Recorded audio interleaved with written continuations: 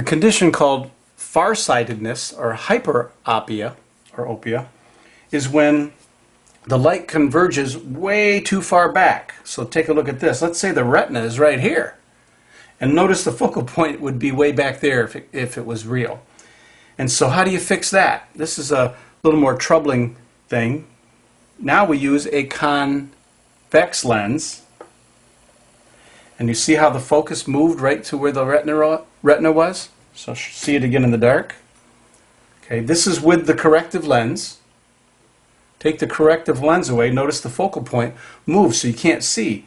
When I put the corrective lens in there, it refocuses it on the retina where it's supposed to be. The trouble is, and you may have seen this, this is like a magnifying glass. So you see a person's eyes, they're huge. They call them bug eyes. That's a disadvantage of fixing a severe case of hyperopia or farsightedness.